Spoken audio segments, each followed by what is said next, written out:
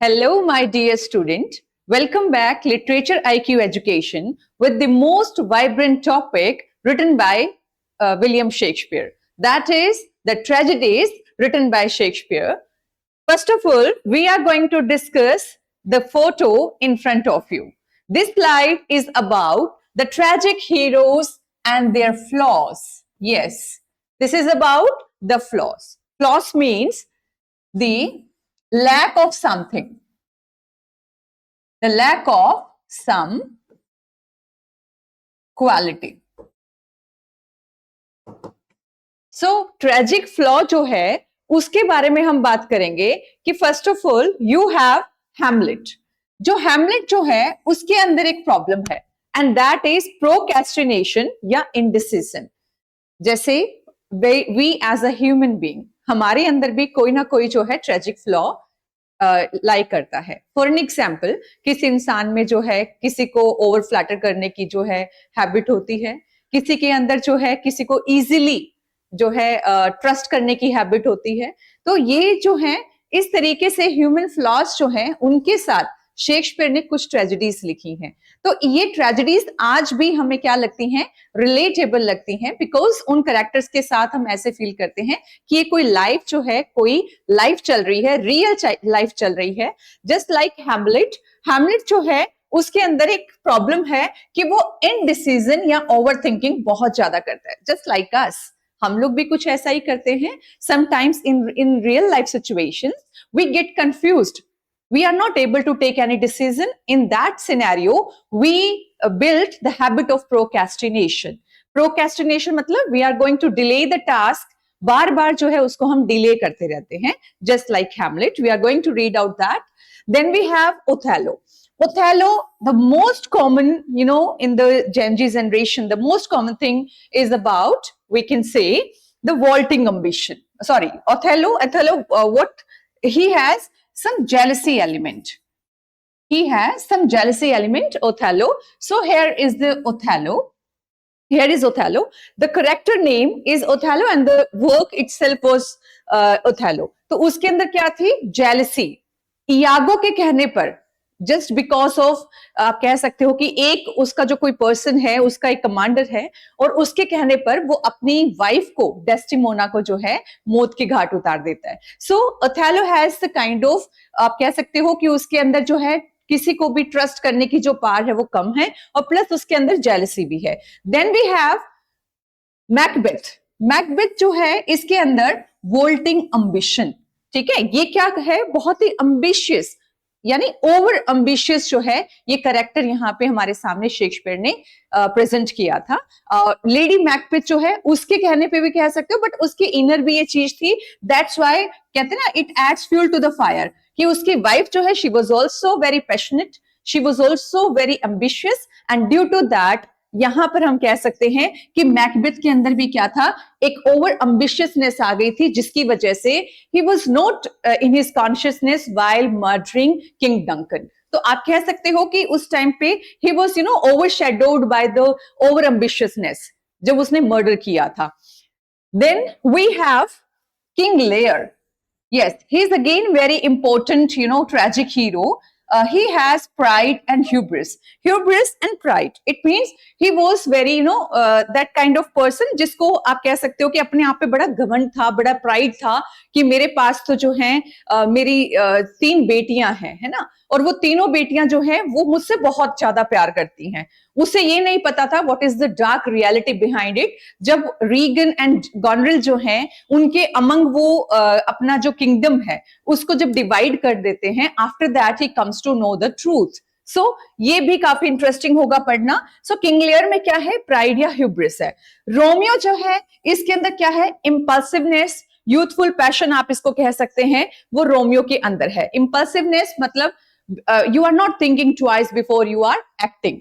तो ये जो है रोमियो वो इंपल्सिव है एंड यूथफुल पैशन उसके अंदर है.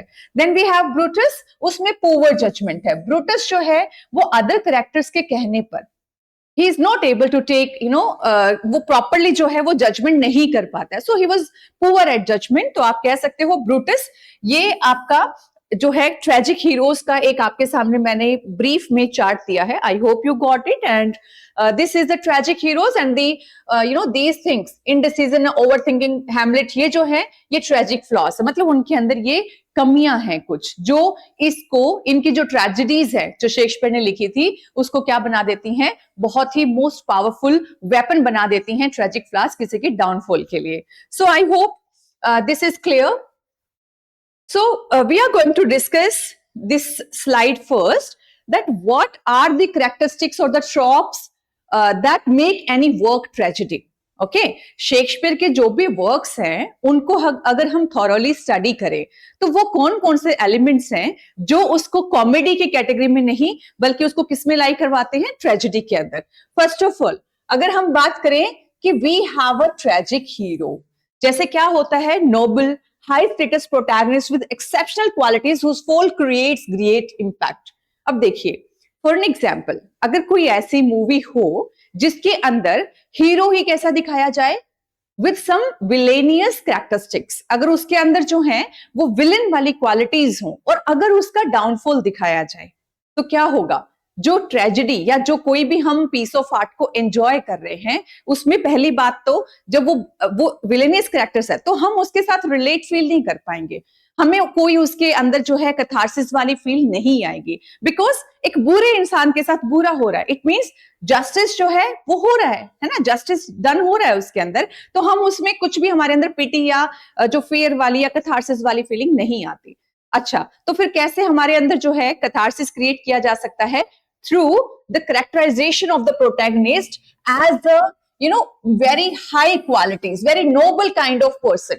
उसको हमसे थोड़ा अप लेवल का, यानी कि बहुत ही उत्तम प्रकार का, बिल्कुल परफेक्ट जो है वो आपको क्या दिखाना है, प्रोटैगनिस्ट को बिल्कुल नोबल हाई स्टेटस प्रोटैगनिस्ट दिखाना है. और अगर उसका फॉल होता है तो क्या होता है, उसके फॉल के कारण उसका ग्रेट इंपैक्ट पड़ता है on the audience, on the readers. तो आप यहां से देख सकते हैं कि जब भी किंग लियर के साथ, जैसे आपने किंग लियर जब पढ़ा होगा या कोई भी ऐसी मूवी देखी होगी जिसमें हीरो के अंदर सारी अच्छी अच्छी क्वालिटीज है, ही is very kind, he is very helpful, है ना, बहुत ही एजुकेटेड, इंटेलेक्चुअल पर्सनैलिटी, और उसके साथ जब बुरा होता है तो आपको कहते हैं बेचारा कितना अच्छा इंसान है, इसके साथ ऐसा क्यों हो रहा है. We feel pity, we feel catharsis, है ना.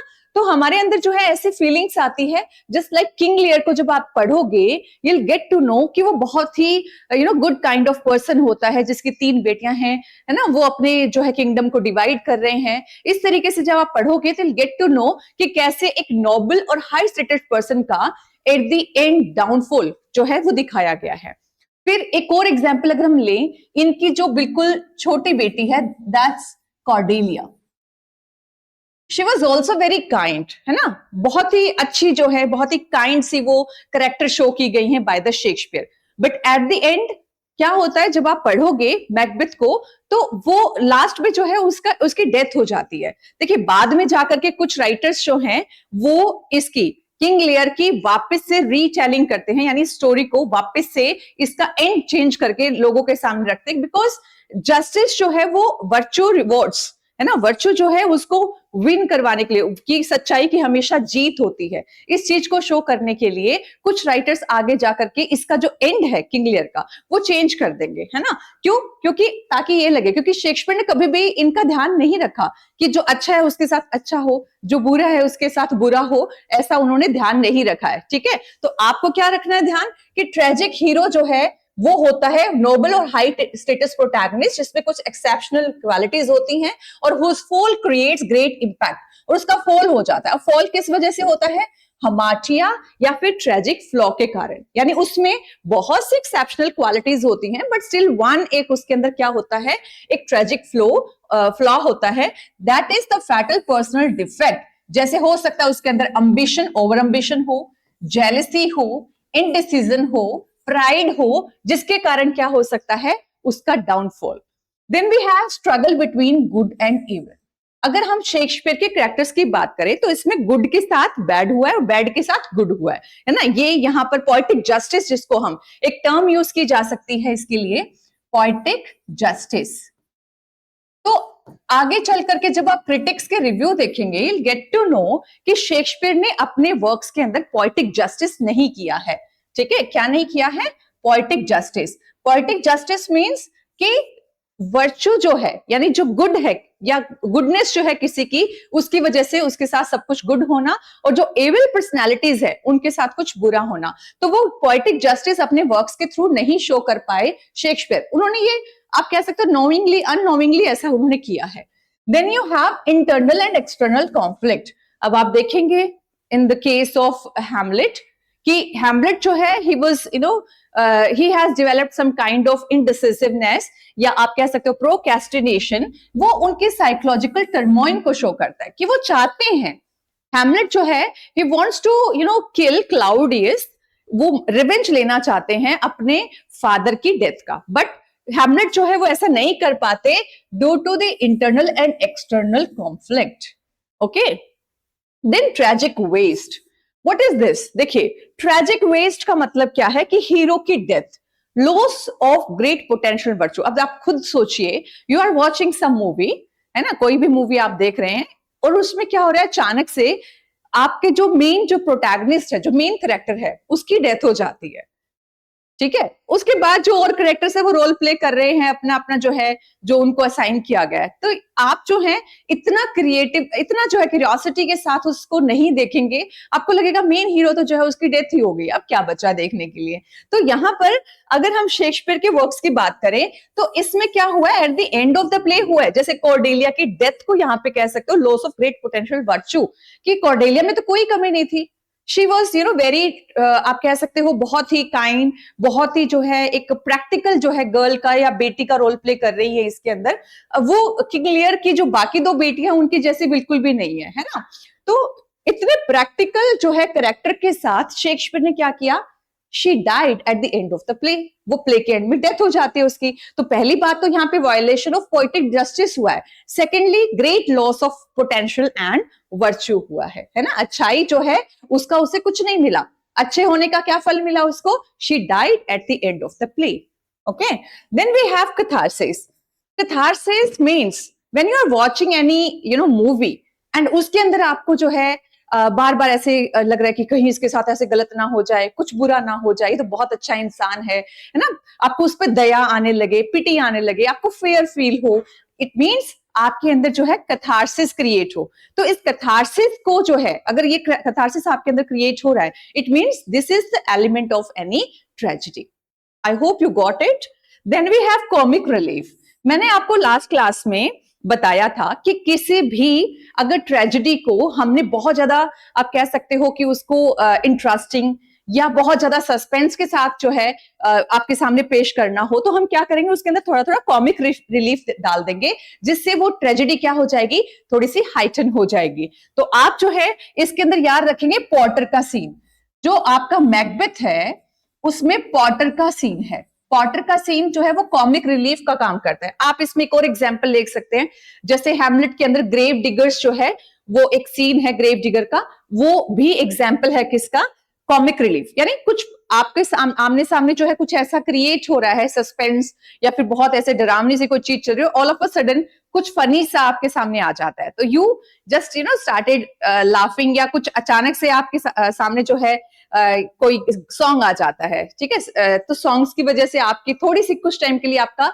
ट्रांसफॉर्मेशन ऑफ हार्ट हो जाता है, कि आप पहले डर रहे थे या पहले आप दुखी थे और अचानक से यू आर फीलिंग हैप्पी, तो वो कॉमिक रिलीफ होता है। पॉटर के सीन में, as we have discussed in the last previous one, जो है लास्ट क्लास में हमने डिस्कस किया था कि पॉटर जो है वो बैठा हुआ है, वो गेट पे पहरा दे रहा है, ऑल ऑफ अ सडन, क्योंकि दूसरी साइड क्या चल रहा है, उसमें ये चल रहा था कि मैकबेथ जो है वो किंग डंकन को मार करके, और वो खून भरे हाथों से, ब्लड जो है उसके हाथों पे लगा हुआ है, और वो वहां से जा रहा है और उसके मन में डर है, और अचानक से क्या होता है कि उसे लगता है कोई मुझे देख नहीं रहा था, अचानक से क्या होता है, उसको नॉक नॉक की आवाज सुनती है उसके डोर के ऊपर, मतलब किंग डंकन के जो कासल है उस कैसल के ऊपर जो है उसको नॉक नॉक की आवाज सुनती है और वो भी डर जाता है।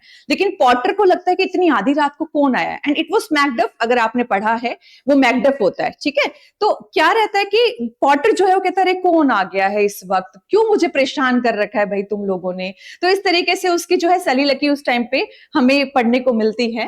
तो वो रिप्रेजेंट करती है आपके कॉमिक रिलीफ को, कि ये ह्यूमरस सीन्स होते हैं, मतलब हंसी मजाक वाले करेक्टर्स प्रोवाइड करवाते, contrast to heighten the tragedy, यानी ट्रेजेडी यानी हाइटन मतलब ट्रेजेडी जब बिल्कुल पीक पे होती है, जब कुछ ऐसा मतलब बहुत ही जो है ट्रेजिक चल रहा हो और उसके अमिड ऑफ दैट अचानक से you have a comic relief, तो वो आप समझ गए होंगे। Lack of strict poetic justice, अब देखिए innocent characters just like Cordelia often suffer, आप इसमें ओफेलिया का एग्जांपल भी ले सकते हैं, हैमलेट के अंदर ओफेलिया है। Desdemona she was also very that kind of girl की बहुत ही ट्रस्ट करने वाली, बहुत ही लवेबल है ना, बहुत ज्यादा जो है उसको ओथेलो को प्यार करने वाली। तो इनोसेंट कैरेक्टर्स जो है often suffer, evil is not always neatly punished. तो शेक्सपियर में आपको वायलेशन ऑफ जो है यूनिटीज का आपको वायलेशन मिलेगा, unity of time, unity of place and unity of action का वायलेशन मिलेगा। सेकंड वन आपको वायलेशन ऑफ पोएटिक जस्टिस भी मिलेगा, कि इसमें इनोसेंट जो कैरेक्टर्स हैं उनको जो है जो वो अच्छे हैं but still they have to pay for their goodness, उनको अपनी गुडनेस के कारण। इसमें आप एग्जांपल लगा सकते हैं, हैमलेट के अंदर ओफेलिया, ओफेलिया भी इसमें उसकी डेथ हो जाती है, Cordelia, Cordelia and then we have Desdemona. Okay, so I hope you got it. Language, mainly blank words. आपको पता है शेक्सपियर जो है he wrote his works in blank verse, iambic pentameter. We have discussed so many times what is blank verse, what is iambic pentameter, what is unstressed and stressed. ठीक है? Then rich imagery and of course soliloquies and 5-act form. This is very important, कि कोई भी अगर tragedy है तो it means it is written in 5-act form. और हमने डिस्कस भी किया था कि जो सिनेका थे, सिनेका जो है उन राइटर्स को फॉलो करते हुए ट्रेजेडीज लिखा करते थे, एलिजाबेथन राइटर्स। तो आपको ये स्लाइड जो है समझ आ गई होगी। Moving on to the next one, we have some kind of discussion about this in our previous class. Shakespeare tragedies the first folio, हाँ जी बताइए कब आया था? 1623 में, and it was your homework which I assign to you in your previous class. देखिए मैंने कहा था कि which works have been included in first folio. So this is the brief one: Titus Andronicus, Romeo and Juliet, Julius Caesar, Hamlet, Othello, King Lear, Macbeth, Timon of Athens, Antony and Cleopatra, Coriolanus, okay, and Troilus and Cressida, sometimes grouped here as a problem play. So these were, some of the plays written by William Shakespeare that is included in first folio 1623। और अभी आपको मुझे बताना है कि इस first folio को, क्योंकि इनकी तो डेथ हो चुकी थी 1623 में, तो फर्स्ट फोलियो को जो कोलैबोरेशन में इसके ऊपर काम किया था, इसको एडिट करने का या इसको हमारे सामने जो है पेश करने का, प्रेजेंट करने का, वो किन्होंने किया? You have to write the names just below the description box, आपको कमेंट सेक्शन में इसको लिखना है। देन These plays अभी मैंने डिस्कस किया था, हाई स्टेटस प्रोटैगनिस्ट होता है जिसमें ट्रेजिक फ्लो होता है ना, ट्रेजिक फ्लो होता है। ट्रेजिक फ्लो कौन कौन से हो सकते हैं आपको पता ही है, leads to a reversal of fortune, यानी उसका फॉर्च्यून रिवर्स हो जाता है, मींस पहले उसके सब अच्छा हो रहा है, उसका फॉर्च्यून बहुत अच्छा चल रहा है, उसकी किस्मत बहुत बढ़िया तरीके से उसकी लाइफ लीड वो कर रहे हैं, प्रोटैगनिस्ट एकदम नोबल हैं, अच्छे इंसान हैं, अच्छी उनकी जिंदगी चल रही है, but all of a sudden कुछ ऐसा मिस हैपन जो है उनके साथ होता है, मिस हैपनिंग की वजह से वो डाउनफॉल की तरफ चले जाते हैं, डाउनफॉल एंड डेथ, अल्टीमेटली उनकी डेथ हो जाती है। Evoking pity and fear means catharsis with potential catharsis. Common themes इसमें देखिए, शेक्सपियर की जो ट्रेजेडीज हैं उसमें कॉमन थीम क्या होता है? ambition, just like in Macbeth, corruption, just like अगर आप बात करोगे रोमियो, जो करप्शन है वो थीम आपका रहेगा, एंटनी और क्लियोपेट्रा नहीं, इसमें रोमियो एंड उसमें जूलियट में revenge, all of the works जो भी ट्रेजेडीज हैं, रिवेंज तो उनमें रहा ही है, fate versus free will, jealousy, madness just like in Hamlet, appearance versus reality just in Macbeth आपने देखा, सॉरी किंग लियर या मैकबेथ में आप कह सकते हो कि किंग लियर में जो दिखता है वो होता नहीं है, that means appearance versus reality का थीम उसमें आपने देखा, power politics and the human condition. So these were the basic things about the tragic heroes of Shakespeare. Moving on to the next slide, key tragedies. So we have earlier discussed about Hamlet. It is tragedy written by William Shakespeare. And ये question आ चुका है, what is the setting? It means जब भी कोई tragedy लिखी जाती है तो उसमें unity of time, place and action होता है ना. तो यूनिटी ऑफ प्लेस का ध्यान रखेंगे कि इसमें जो सेटिंग है उसको क्या कहते हैं, प्लेस, यानी किस प्लेस के ऊपर इसकी सेटिंग की गई है, कौन सी जगह पर, तो डेनमार्क में है. और ये किसके, इसका जो है मोटिव क्या है, ये किस के ऊपर बेस्ड है, avenging his father's murder by his uncle Claudius who married Hamlet's mother Gertrude. The play explores in action mortality and corruption. तो ये इसमें भी करप्शन है. देखिए ये प्ले जो है इन एक्शन को शो करता है, means he wants to act but again due to indecisiveness, जो उनके अंदर ट्रेजिक फ्लॉ है हेमलेट के अंदर, वो एक्ट नहीं कर पाते. To be and not to be, इस वाले जो है वो प्रॉब्लम में फंसे रहते हैं. एक और चीज आपको याद रखनी है कि टॉम स्टॉपर्ड ने एक जो है अपना एक वर्क लिखा है, that is based on Hamlet's two characters. You have to name that work कि कौन सा वर्क था. I'll tell you after some time. तो देखिए, the play explores inaction, mortality and corruption. ये Hamlet जो है, प्रिंस Hamlet के अंदर की जो आपको बता सकती हूँ कि समराइज्ड फॉर्म में है. Tragic flow we have discussed कि overthinking and indecisiveness, इसको हम paralysis by analysis कर सकते हैं कि वो एनालाइज करने में बहुत ही पैरालाइज थे, है ना Hamlet. Themes, revenge, madness. Madness means feed. Feed मतलब होता है fake. वो सच में mad नहीं होता है, but to find out the real culprit, ये जो real जो है जिसने मर्डर किया था उसके फादर का, उसको real person को find out करने के लिए वो क्या करते हैं, अपनी madness का दिखावा करते हैं. और इस madness का पता चलाने के लिए क्लाउडियस क्या करते हैं, जो उसके अंकल होते हैं क्लाउडियस, वो क्या करते हैं, वो इसके टू बचपन के फ्रेंड होते हैं, टू फ्रेंड्स ऑफ हैमलेट, जिनको हैमलेट के पीछे इंग्लैंड भेजते हैं कि जाओ पता करो कि आप सच में जो है वो मैड हो चुका है और he was just feeling it, कि वो सिर्फ प्रिटेंड कर रहा है कि वो मैड है या वो सच में मैड हो चुका है.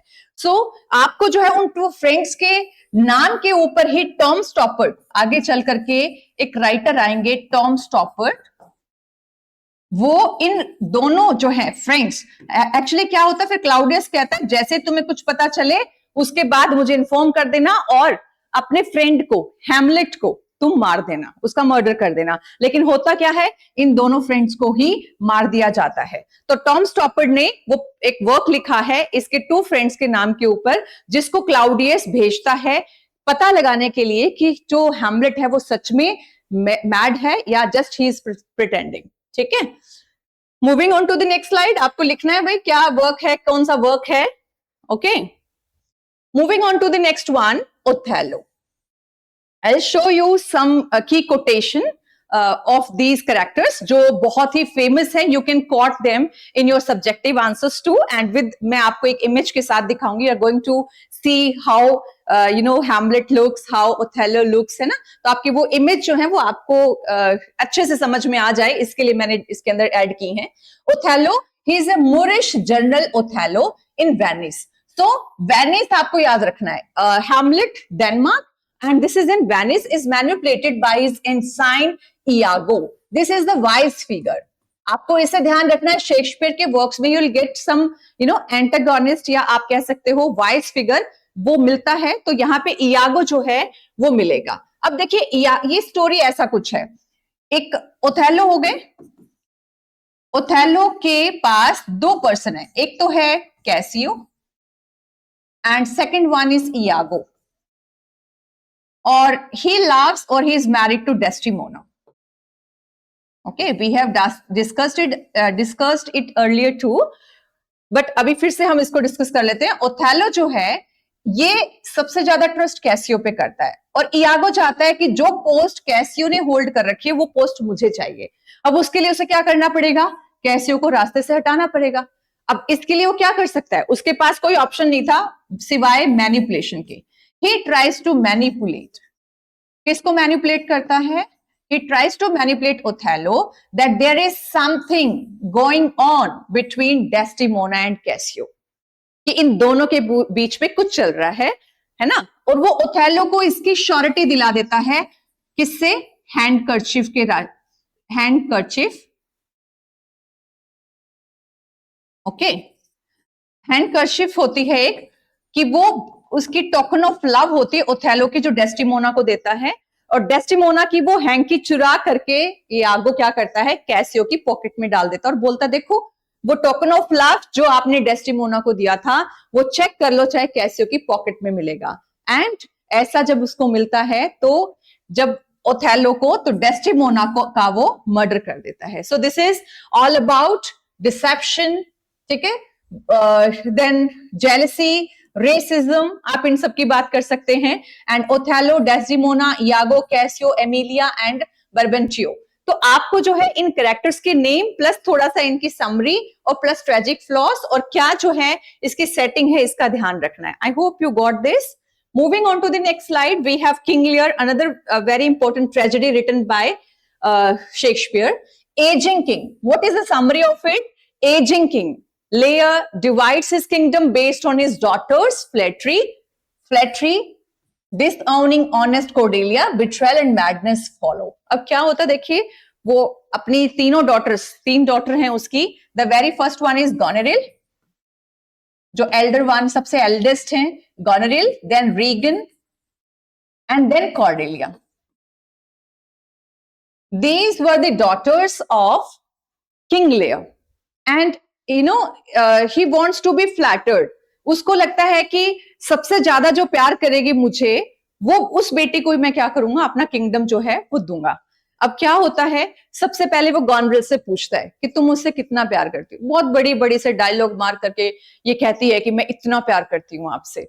देन रीगन से भी पूछा जाता है, बोले इतना तो धरती पर जो है पानी नहीं होगा, जितना समुद्र में पानी नहीं होगा जितना मैं आपसे प्यार करती हूँ। इसने भी बहुत बड़ी बड़ी बातें फेंक दी। कॉर्डेलिया से जब पूछा गया तो she was very honest and practical too. She said कि जितना एक फादर को एक डॉटर से और जितना एक डॉटर को एक फादर से होना चाहिए, मुझे उतना ही आपसे प्यार है। She was very honest in her answer. But ये बात किंग लियर को बुरी लग गई और उसने क्या किया, कॉर्डेलिया को अपने किंगडम से बैनिश कर दिया, उसको वहां से निकाल दिया। अब क्या होता है, वो अपना जो किंगडम है वो ऑलमोस्ट जो है वो अपनी बेटे में बांट देता है, बजाय कुछ जो है अपने सोल्जर्स अपने पास रखता है। बट धीरे धीरे क्या होता है, he comes to know about Goneril. Goneril के बारे में उसे पता चलता है कि वो जो है उसके साथ जो कहती है कि मैं आपसे बहुत ज्यादा लव करती हूँ, वो फेक लव जो है उसका सामने आ जाता है। वो उससे परेशान होकर के रीगन के पास जाता है। Regan also behaves in a same manner, वो भी सेम मैनर में बिहेव करती है उसके साथ। वो बहुत ज्यादा परेशान हो जाते हैं वहां से, तो वो जाकर के एक फॉरेस्ट के अंदर चले जाते हैं और फॉरेस्ट सीन दिखाया जाता है, यानी बिट्रायल एंड मैडनेस फॉलो। और अब इनके साथ कौन था, फूल। यानी जब वो फॉरेस्ट में जाते हैं या लॉनलीनेस में जाते हैं तो उनके साथ एक कैरेक्टर है फूल, ठीक है। और फूल के बाद फिर कौन आ जाएगा, केंट। तो ये आपको ध्यान रखना है कि फूल कुछ उनके साथ कंपनी करता है टू द फॉरेस्ट, बट वहां पे जो उनके साथ ऑल टाइम रहता है वो कौन रहता है, केंट रहता है। So these are the characters.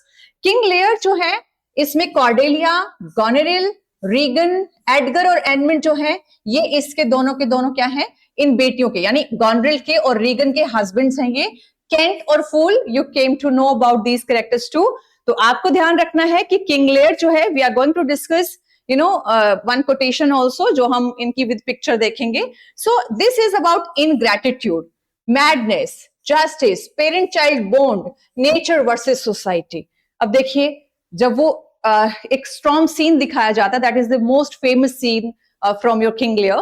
तो किंग लियर में एक स्ट्रॉन्ग सीन दिखाया जाता है जिसमें आपको पैथेटिक फेरेसी जो है वो देखने को मिलेगी। क्या होता है कि सोसाइटी, यानी उसे लगता है कि सोसाइटी ने उसको जहां पूरे तरीके से अबैंडन कर दिया है, now he is in the nature in the lap of nature. Just Shakespeare में ग्रीन वर्ल्ड का बहुत ज्यादा रोल है। आपने देखा कि एज यू लाइक इट में भी आपने देखा है ना, उसके बाद मिडसमर नाइट्स ड्रीम में भी आपने देखा कि जो ग्रीन फॉरेस्ट है, जो ग्रीन वर्ल्ड है, उसका जिक्र किए बिना शेक्सपियर अपने वर्क्स में नहीं रह सकते हैं। सो यहाँ पे किंग लियर में भी आपको वो देखने को मिला। सो आप ये देखिए कि पेरेंट चाइल्ड बॉन्ड दिखाया गया है, मैडनेस की he you know went into madness, कि उसको बिल्कुल यूं लगने लग गया कि अब क्या, मैंने कॉर्डेलिया को तो घर से निकाल दिया है ना, और जो दो बेटियां जिन पे मैंने ट्रस्ट किया था उन्होंने मुझे घर से बाहर निकाल दिया है। तो ultimately he went into madness. Then we have Macbeth. Another tragedy we have Macbeth. This is very important work. You should read. You should read all the 5 acts. King Lear के भी, HOKM के तो आपको पढ़ने ही पढ़ने चाहिए कि what is the basic setting, what are the characters, what is in the first scene, second scene, third scene, वो जो भी आपके एक्ट्स हैं, आपको एटलीस्ट जो है एक्ट्स तो पढ़ने ही चाहिए। अगर आप सीन वाइज इसको नहीं रीड करते तो एक्ट वाइज तो आपको जरूर इन्हें स्टडी करना चाहिए, बीइंग अ लिटरेचर स्टूडेंट। तो Macbeth, he is a Scottish Macbeth. देखिए, Othello was Moorish and he is Scottish. Scottish general Macbeth spurred by witches prophecy. Witches कहती हैं कि तुम अभी जो है थेन ऑफ कॉर्डर से कुछ टाइम बाद में ही तुम क्या बनने वाले हो, तुम एक किंग बनने वाले हो। मतलब तुम जो हो, ये थेन ऑफ कॉर्डर, ये छोटे छोटे जो तुम्हें टाइटल मिल रहे हैं ना, तुम्हें इनसे बड़े टाइटल, यानी तुम एक राजा, एक किंग जो है, एक रूलर बनने वाले हो। अब वो कहता है कि मैं कैसे कर सकता हूं, मैं तो ऐसा बन ही नहीं सकता हूं, ठीक है। तो वो क्या करता है, लेडी मैकबेथ को ये बात बताता है 3 विचेस की जो प्रोफेसी है उसको सुनने के बाद, और वो किंग डंकन का मर्डर कर देता है और उसकी थ्रोन को सीज कर लेता है, और इससे धीरे धीरे डिसेंडिंग इनटू टायरनी। तो धीरे धीरे वो है किसके, टायरनी की तरफ, यानी एक आप ये कह सकते हो बहुत ज्यादा एक ऐसा रूलर जो बहुत ही क्रूल हो, क्रूरटी की तरफ वो है जो है डिसेंड हो जाता है। सो ट्रेजिक फ्लो क्या था इनमें, vaulting ambition and moral weakness,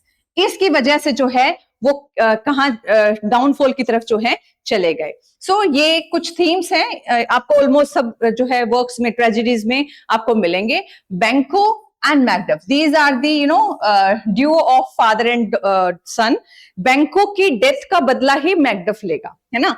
क्या होता है कि 3 विचेस कहती हैं कि तुम रूलर बनोगे, बट तुम्हारी जो हेयर है, मतलब तुम्हारा कोई भी जो आप कह सकते हो कोई भी सन या कोई डॉटर जो है आपकी आगे चल करके कोई किंग या क्वीन नहीं बनेगी। वो किस बैंको जो है उसके वाले जो हैं बच्चे, वो आगे चल के जो है वो इसके वो बनेंगे, थ्रोन को जो है असेंड करेंगे। अब ये बात जो है मैकबेथ को बुरी लगी कि बैंको को कैसे जो है मिल सकता है, ये मेरा वाला थ्रोन जो है वो बैंको कैसे मिल सकता है, और बैंको की जो आगे हेयरलाइन है वो कैसे जो है राजा बन सकती है। तो इसका बदला लेने के लिए भी वो बैंको को मौत के घाट उतार देता है, और उसके दोनों बेटे, मैकडफ और एक और बेटा होता है, उन दोनों को जो है वो सोचता है कि मुझे इन्हें भी मरवाना है। लेकिन मैकडफ और उसका बड़ा जो भाई होता है, छोटा है बड़ा, वो चला जाता है, वहां से भाग जाते हैं, और बाद में बहुत पावरफुल बन के लास्ट में जो है मैकबेथ को आके मार देते। लेकिन जो विचेस हैं वो प्रोफेसी करती हैं कि जिस भी बच्चे ने नॉर्मल डिलीवरी या नॉर्मल तरीके से जिसने जन्म लिया है, वो यानी माँ के पेट से जिसने जन्म लिया है नॉर्मली, वो बच्चा वो बंदा कभी तुम्हें मार नहीं सकता। ये प्रोफेसी की थी विचेस ने। लेकिन ऐसा उसको लगता है कि ऐसा तो कोई होगा ही नहीं दुनिया में। लेकिन कहा जाता है फर्स्ट सिजेरियन चाइल्ड मैकडफ को, कि मैकडफ जो है ना वो नेचुरली बोर्न नहीं होता, ही वो सिजेरियन। तो इस वजह से लास्ट में जो है मैकडफ जाकर के मैकबेथ को मार देता है, जो कि प्रोफेसीज विचेस की सही साबित हो जाती हैं। So that was the downfall due to over ambitiousness of Macbeth. Then we have Romeo and Juliet, feuding families, young lovers secretly marry but face doom, है ना। एक्चुअली क्या होता है कि रोमियो एंड जूलियट जो है, इसमें रोमियो एंड जो जूलियट है, इनकी जो फैमिलीज हैं उनकी आपस में बिल्कुल भी नहीं बनती, दे आर एनिमीज, है ना। और सीक्रेटली वो शादी कर लेते हैं, बट थ्रू मिसकम्युनिकेशन और इम्पल्सिवनेस के कारण, क्योंकि वो हर डिसीजन जो है बिना सोचे लेने वाले, ऐसे कुछ कैरेक्टर्स इसमें रिप्रेजेंट किए गए हैं। रोमियो इनडिसिसिव है ना। तो आप कह सकते हो कि ट्रेजिक फ्लो क्या है उसमें, यूथफुल पैशन, जैसे यूथ में आजकल आप देखते हैं कि इंपल्सिवनेस होती है, वो कुछ भी कर गुजरते हैं without thinking twice. Then last में जो है रोमियो एंड जूलियट के बीच में मिसकम्युनिकेशन हो जाती है। रोमियो सोचता है जूलियट जो है वो मर चुकी है, तो वो पॉइजन ले लेता है और वो भी मर जाता है। जब जूलियट को लगता है स्लीपिंग पिल्स के कारण कि उठती है, जब काफी टाइम बाद में, उसको 2-3 दिन बाद जब उसको होश आता है, शी कम्स टू नो कि रोमियो जो है वो उसकी मौत, उसकी जो है स्लीपिंग पिल्स की वजह से जो नींद आई हुई थी उसको रियल समझ करके वो खुद पॉइजन ले लेता है, वो मर जाता है। तो वो भी उसके पास जाकर के अपना सांप कटवा के या कुछ ऐसा वो अपना वो कर लेती है, सुसाइड कर लेती है। Then you have Julius Caesar, again very important work. इसके अंदर क्या है, आइडियलिज्म या नेविटी और एक्सेसिव ऑनर। अब क्या होता है ट्रेजिक फ्लॉ, ब्रूटस जो है इसमें क्या दिखाए, ब्रूटस जो है बहुत ही आप कह सकते हो बहुत ही नेव सब कैरेक्टर्स में शो किया गया है, जो दूसरों की बातों में आकर के सीजर को जो है वो मौत के घाट उतार देता है। तो आप कह सकते हो कि ब्रूटस का जो इंटरनल कॉन्फ्लिक्ट है leads to civil war.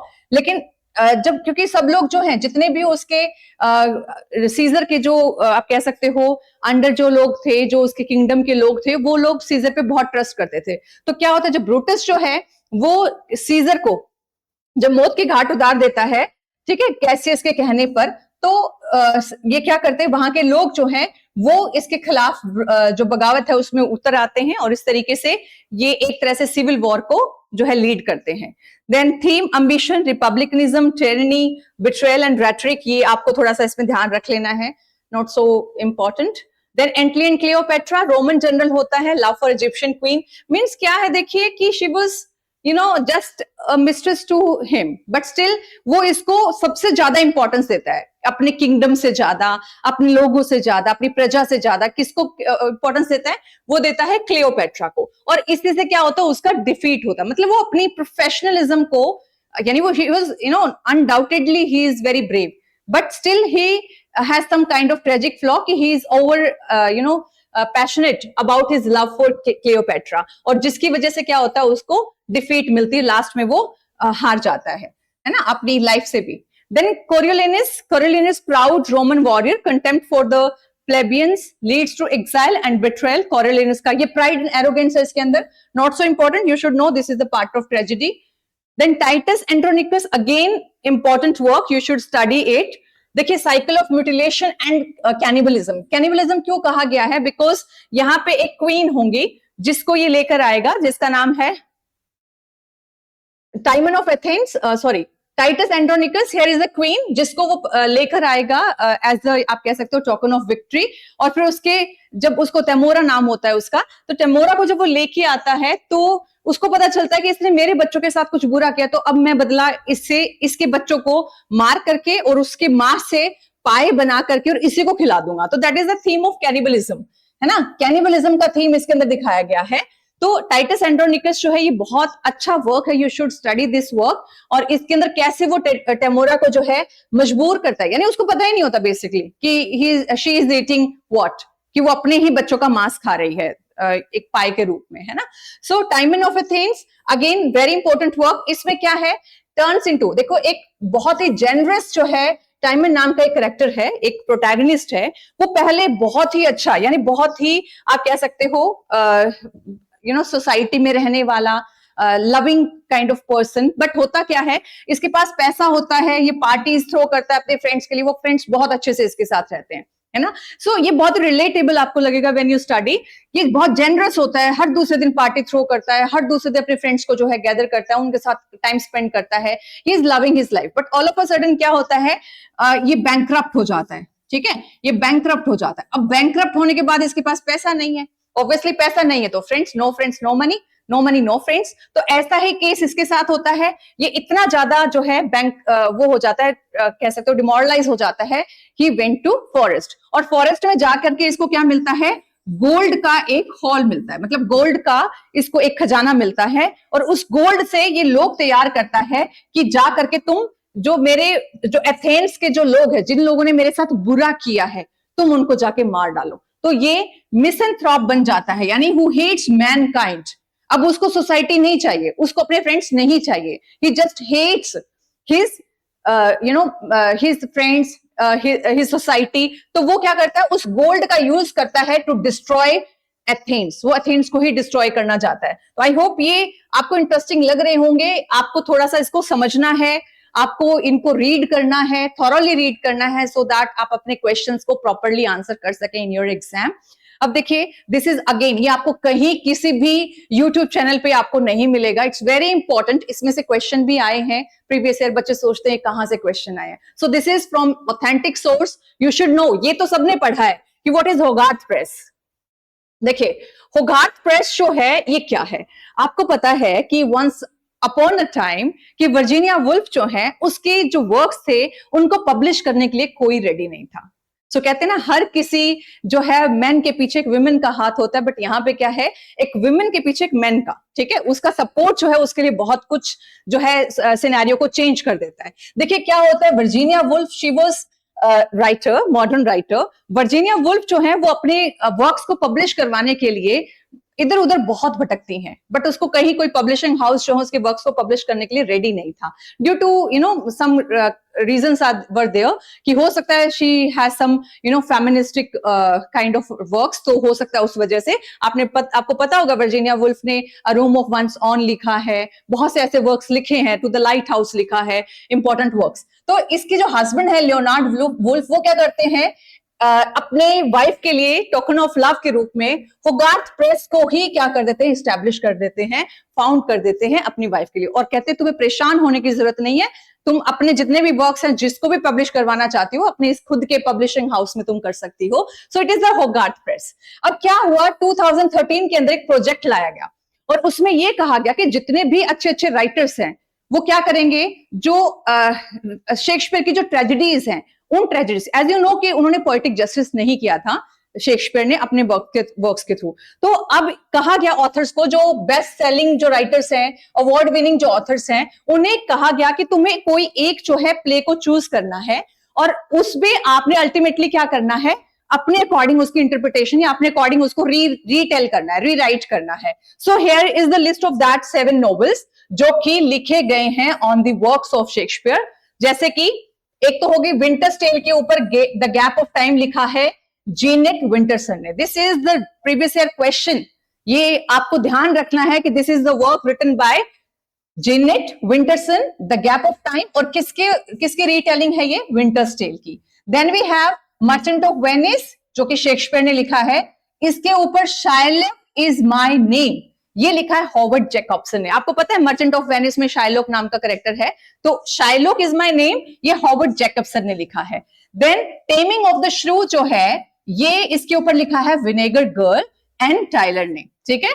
Then Margaret Atwood ने, देखिए मार्गरेट एटवुड को कौन नहीं जानता, शी इज कैनेडियन राइटर, जो हम कैनेडियन लिटरेचर पढ़ेंगे तो Margaret Atwood, she is on and off asked by any exam, जितने भी एग्जाम्स होते हैं related to your British literature या फिर कैनेडियन राइटिंग्स या जो वर्ल्ड पेरिफेरी सिचुएशंस आते हैं, जितने भी एग्जाम्स हैं आपके इंग्लिश लिटरेचर के, उसके अंदर क्या होता है, कैनेडियन राइटर्स ने जो इंग्लिश में वर्क्स लिखे हैं उसके ऊपर बहुत जो है क्वेश्चन पूछे जाते हैं। सो हैग्सीट जो है ये इसने टेम्पेस्ट के ऊपर लिखा है मार्गरेट एटवुड ने। ओथेलो जो है इसके ऊपर न्यू बॉय के नाम से लिखा है ट्रेसी चेवरलियर ने। किंग लियर के ऊपर डनबार नाम से वर्क आया है एडवर्ड सेंट ऑबिन का।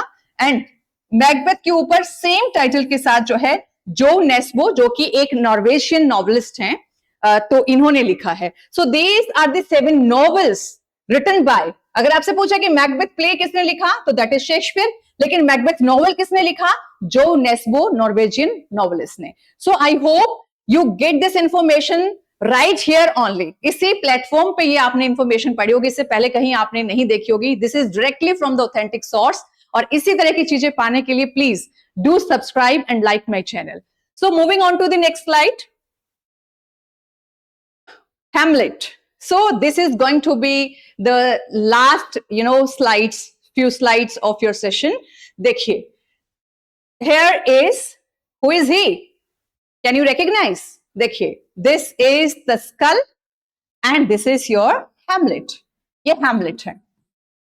अब देखिए, इसमें आपको देखने को मिलेगा to be and not to be। ये Act 3 Scene 1, he is still in the dilemma। ये क्या सोच रहे हैं, ये कंटेम्पलेट कर रहे हैं existence, suicide and the fear of the unknown by holding Yorick skull। This is Yorick skull. देखो क्वेश्चन आया यूजीसी नेट के अंदर, ठीक है, ये क्वेश्चन था, आई थिंक 2023 का क्वेश्चन होगा, कि जो उसके हाथ में जो स्कल है वो स्कल किसका है ना? तो स्कल इज योरिक। ये योरिक का स्कल जो है वो हैमलेट ने हाथ में रखा हुआ है। एंड इन डीप थॉट, देखिए बहुत ही डीप जो है थॉट के अंदर ये है, आपको दिखाई दे रहा होगा, this is picture of a Hamlet and he is holding who skull? Yorick skull. So to be and not to be, act 3 scene 1, ये भी आपको ध्यान रखना है कि ये जो to be not to be वाला है, एक्ट 3 सीन 1 में ये सीन आया है, where he is into a deep thought, he is in a deep thought holding Yorick skull. Moving on to the next slide. हाँ जी, this is again who is? Moorish Othello. ये Moor हैं, Othello इनका नाम है, और Othello work से आए हैं, and she is the prettiest heroines among the prettiest heroines of Shakespeare, Desdemona. And ये इनकी वाइफ, और ये वो वाला सीन है विच शोज, यानी it is the cause my soul. अब देखिए आप यहां पर ही is saying again and again cause, he says thrice, ये 3 बार वो बोलेंगे, it is the cause, it is the cause, it is the cause my soul. ये एक्ट 5 सीन 2 में आया, बिकॉज ये ट्रेजेडीज हैं, ये 5 एक्ट्स में, और लास्ट में जो है एक्ट 5 सीन 2 में जो है वो मर्डर करता है डेस्डेमोना को, और उस मर्डर को जस्टिफाई करने के लिए वो माई सोल, एक रिलीजियस आप कह सकते हो, इस तरीके की इंटरप्रिटेशन कर रहा है, जस्ट टू शो कि वो it is the demand of the art, कि ये मैं अपनी मर्जी से नहीं कर रहा हूं, this is the right path, ये सिर्फ ये राइट पाथ है, जो मैं इसको इनफाइडल होने से, मतलब मैं इसका जो इतनी ब्यूटीफुल ये है, इतनी जो है ये लॉयल है, ये लॉयलिटी, ये इसकी ब्यूटी है, ये कहीं डैमेज ना हो, इसके लिए मैं इसके भले के लिए इसको मैं मर्डर कर रहा हूं। सो ये जस्टिफाई कर रहे हैं Othello sleeping Desdemona before the tragic act, tormented by jealousy, जो इयागो ने जो है फायर लगाई थी, जो जेलेसी की, या आप कह सकते हो जो शक की, इसके ऊपर जो है आप कह सकते हो एक मैनिपुलेशन का जो ओवरशैडो था, इन दैट केस वो क्या करते हैं? इट इज द कोर्स, यानी वो इनफाइडेलिटी, उसे लगता है कि वो उसके साथ जो है लॉयल नहीं है, she betrayed him, but it was not the truth, you know that. तो ये कॉज जो है वो उसकी इनफाइडेलिटी के लिए यूज करते हैं, और इसके बाद वो मर्डर कर देते हैं इसका, डेस्टिमोना का। सो इस पिक्चर को आप ध्यान से देखो, you can quote these lines into your important subjective answers. Then again and the last but not the least one, ये कुछ ऐसे बहुत सी हैं, ठीक है, आप पढ़िए, खुद से देखिए, इस तरीके से आप इन चीजों को अपने माइंड में लंबे टाइम तक जो है रिटेन रख सकते हैं। सो देखिए, this is the scene, pathetic scene, एक इनर कॉन्फ्लिक्ट इनके अंदर चल रहा है ना, एक इनर कॉन्फ्लिक्ट, किंग लेयर के अंदर एक इनर कॉन्फ्लिक्ट है, और एक दूसरी तरफ बाहर की तरफ आउटर कॉन्फ्लिक्ट। आउटर कॉन्फ्लिक्ट का मतलब क्या है?